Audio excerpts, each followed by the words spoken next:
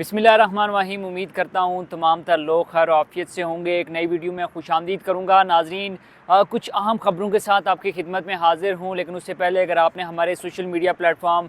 दी कश्मीर को अभी तक फ़ॉलो नहीं किया तो जल्दी से फ़ॉलो कर ले, ताकि आने वाली जो भी अपडेट हैं वो आप तक पहुँच सकें। सबसे पहली खबर जो आज़ाद कश्मीर के साबिक़ वज़ीर ख़ज़ाना हैं माजिद ख़ान, जिन्होंने चंद रोज़ कबल वज़ीर-ए-आज़म आज़ाद कश्मीर चौधरी अनवारुल हक पर जो इल्ज़ामात लगाते हुए मुस्तफ़ी होने का ऐलान किया था और उन्हें अपना इस्तीफ़ा वज़ीर-ए-आज़म को भिजवा दिया था। गुज़िश्ता रोज़ उन्होंने सोशल मीडिया पर एक पोस्ट की जिसमें उन्होंने लिखा कि उन्होंने बतौर वज़ीर ख़ज़ाना एक तकरीब में शिरकत की है। अब सवाल यहाँ पर ये उठता है कि जब उन्होंने अपने ओहदे से इस्तीफ़ा दे दिया, जब वो मुस्तफ़ी हो गए बतौर वज़ीर ख़ज़ाना, उन्होंने अपना इस्तीफ़ा वज़ीर-ए-आज़म आज़ाद कश्मीर चौधरी अनवारुल हक को भेज दिया, तो फिर अब वो किस हैसियत में जो है वो किसी तकरीब में शिरकत कर रहे हैं, और फिर शिरकत के बाद वो ये कैसे मेंशन कर रहे हैं कि उनने बतौर वज़ीर ख़ज़ाना आज़ाद कश्मीर किसी तकरीब में शिरकत की है। ये बड़ा ही अलमिया है हमारे लिए, और ये एक आप कह सकते हैं कि एक तमाशा बना दिया गया है हमारे आज़ाद कश्मीर के अंदर तमाम तरह वज़ारतों को, क्योंकि एक तरफ आप चंद रोज़ कबल वज़ीर-ए-आज़म आज़ाद कश्मीर पर काफ़ी सारे इल्ज़ामात लगा रहे हैं, और उसके बाद आप अपनी वज़ारत से और उनसे जो हुकूमत है उससे अलहदगी का ऐलान करते हुए आप अपना इस्तीफ़ा देते हैं, और दूसरी जानिब जो है आप एक हफ़्ता गुजरने के बाद किसी तकरीब में शिरकत करके आप ये बता रहे हैं कि आप अभी तक जो वज़ीर ख़ज़ाना की पोस्ट है, वज़ीर ख़ज़ाना की जो वज़ारत है वो आपके पास मौजूद है और आप उस पर जो है वो काम कर रहे हैं। तो यकीनन फिर आप जो वो वज़ारत है उससे मुस्तफ़ीद तो हो ही रहे होंगे, तमाम तर जो मराहत हैं वो भी आप ले रहे होंगे, तनख्वाह भी आप ले रहे होंगे। तो मेरे ख्याल में ये अवाम को बेवकूफ़ बनाने की बात है, और ये जो विकेट के दोनों साइड खेलने वाली बात है ये बंद होना चाहिए, और वाज़े तौर पर आपको क्लियर करना चाहिए कि आया आप बतौर वज़ीर ख़ज़ाना काम कर रहे हैं या फिर आप अपने जो वज़ारत और अपना ओहदा है उससे मुस्तफ़ी हो चुके हैं। तो मेरे ख्याल में बड़ी ही अजीब सी बात है और बड़ी ही बेतुकी सी बात है कि आप वो इस तरह की हरकतें करें कि आप पहले मुस्तफ़ी और उसके बाद जो है वो उसी वज़ारत को जो है वो मेंशन कर करके मुख्तलिफ़ तकारीब में जो है इंजॉय करते हुए हमें नज़र आएँ। दूसरी एक अहम ख़बर जो कि सरदार मीर अकबर ख़ान साहब, जिन्होंने काफ़ी अरसे के बाद ये कहा कि ये जो वक्त है वो तहरीक-ए-अदम एतमाद पेश करने का नहीं है, बल्कि ये एक ऐसा वक्त है जो कि मिलजुल कर काम करने का है और ज़राअत पर जो है वो तवज्जो देने का। और ये मौसूफ़ जो कि वज़ीर ज़राअत हैं इस वक्त 4.5 साल इनकी वज़ारत को हो गए हैं। इससे पहले ये वज़ीर जंगलात भी थे और उसके ऊपर तकरीबन 1 अरब 62 करोड़ रुपये का इन पर घपले का इल्ज़ाम भी था कि इनने अपने फ्रंट मैन के ज़रिए जो है वो जो जंगलात है उसको नुकसान पहुँचाया, और मुख्तलिफ़ जो रिसोर्सेज हैं उनके ज़रिए इन्होंने रकम बटोरी है, और 1 अरब 62 करोड़ रुपये का घपला इनके जो है वो इन पर इल्ज़ाम लगा था। अब ये इस वक्त वज़ीर ज़राअत हैं और तकरीबन 4.5 साल गुजरने के बाद इनको याद आया कि जो आज़ाद कश्मीर के अंदर ज़राअत की सूरत हाल है, क्योंकि आज़ाद कश्मीर एक ज़माने में तमाम तर लोग जो हैं आज़ाद कश्मीर के तमाम तर 10 अज़ला के अंदर जो है वो चावल काश्त होता था, जो मुख्तलिफ जो फसलें हैं वो काश्त होती थी, तो जो बाहर से इम्पोर्ट करने वाली चीज़ें हैं वो बहुत कम मिकदार में होती थी। गो के जो मौजूदा सूरत हाल है उसमें हर चीज़ जो है वो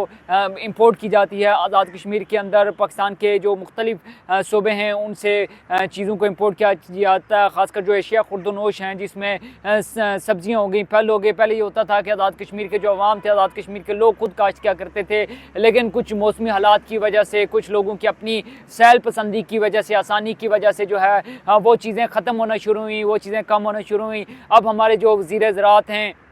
उनको ये महसूस हुआ कि आज़ाद कश्मीर के अंदर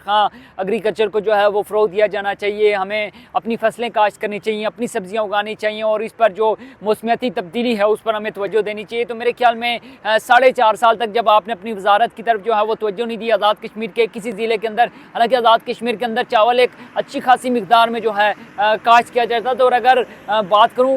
इम्पोर्ट तो एक्सपोर्ट तो नहीं किया जाता था, लेकिन अपने खाने के लिए, अपनी ज़रूरियात के लिए काफ़ी होता था। साथ ही साथ जो मुख्तलिफ सब्ज़ियाँ हैं जो काश्त की जाती थी, जो कि हमें रावलपिंडी इस्लामाबाद से जो है वो इंपोर्ट करने की ज़रूरत नहीं पड़ती थी, लेकिन अब बदकिस्मती से हमें करनी पड़ रही हैं। कुछ जगहों पे मौसमियाती तब्दीली की वजह से फसलें अब उगना शायद कम हो गई हैं, और कुछ जगहों पर लोग जो है वो शायद इतने सहल पसंद और आसान पसंद हो गए हैं कि वो उगाना पसंद ही नहीं करते, क्योंकि जब से जिद्दत आई है, जब से जदीद दौर आया है, लोगों ने आसानी को चुनना शुरू कर दिया है। बहरहाल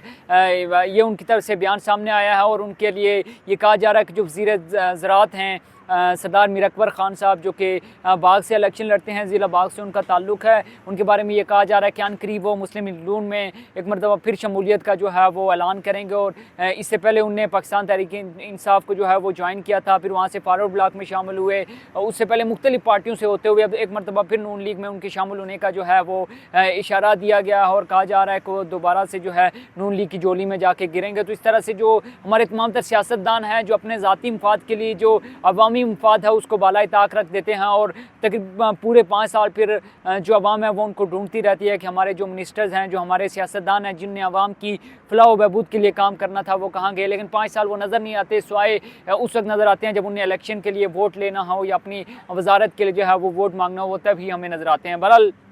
ये थी लेटेस्ट सिचुएशन जो मैं आपके साथ शेयर करना चाह रहा था। आज़ाद कश्मीर में तहरीक-ए-एतमाद के हवाले से ये कहा जा रहा है कि जो रवां हफ्ते आज़ाद कश्मीर कानून साज असम्बली के अंदर तहरीक-ए-एतमाद पेश कर ली जाएगी। पीपल्स पार्टी ये दावा कर रही है कि उनके जो नंबर गेम है वो पूरी है और तकरीबन 32 से 33 अरकान उनके पास मौजूद हैं और मुतवक्के जो उनके उम्मीदवार होंगे वज़ीर-ए-आज़म के वो चौधरी यासीन होंगे। लेकिन फ़िलहाल कुछ कहना कबल वक्त होगा क्योंकि तकरीबन 2 हफ्ते पहले भी ये कहा गया था, लेकिन फिर आज़ाद कश्मीर कानून साज असम्बली के अंदर जो है तहरीक-ए-एतमाद पेश नहीं की गई थी। पाकिस्तान के अंदर जो है 87 तरमीम ऑलमोस्ट वो मंजूर हो चुकी है, सेनेट से मंजूर हो चुकी है, वफाकी काबीना ने इसकी मंजूरी दे दी है। अब कौमी असम्बली से भी क्योंकि पेश कर दी गई है, उस पर बहस होनी है और उसके बाद इसको मंजूर कर लिया जाना है। तो मेरे ख्याल में इस तमाम तर सिचुएशन में जब तमाम तर हमारी मरकज़ी क़यादत जो है पीपल्स पार्टी और नून लीग की वो फ्री हो जाएगी, थोड़ा सा उसको इजी माहौल मिल जाएगा, तो उसके बाद देखने हैं कि आज़ाद कश्मीर कानून साज असम्बली के हवाले से क्या फ़ैसला किया जाता है। क्या मौजूदा वज़ीर-ए-आज़म चौधरी अनवारुल हक को ये टेन्योर पूरा करने दिया जाता है या फिर तहरीक-ए-एतमाद लाकर पीपल्स पार्टी अपनी हुकूमत बनाती है, या फिर दूसरा ऑप्शन जो कि नून लीग ने दिया था कि फौरी तौर पर जो है वो इलेक्शन करवाए जाएँ और कबल वक्त इलेक्शन की तरफ अगर जाया जाता है तो कौन सी पार्टी है जो कि अवामी एक्शन कमेटी की हमायत के साथ या हमायत के बगैर जो आज़ाद कश्मीर में अपनी हुकूमत बना लेती है। ये तमाम तर अपडेट थी जो आपके साथ शेयर करना चाह रहा था। अगर आपने अभी तक हमारे सोशल मीडिया प्लेटफॉर्म को फॉलो नहीं किया तो जल्दी से फॉलो कर लें ताकि आने वाली तमाम तर अपडेट जो हैं वो आप तक पहुँच सके और जो आज़ाद कश्मीर के जो मसाइल हैं उनको दुनिया तक जो है वो पहुँचाया जा सके और हुक्काम बाला की जो तवज्जो है इस तरफ दिलाई जा सके। मुझे दीजिए इजाज़त, अल्लाह हाफ़िज़।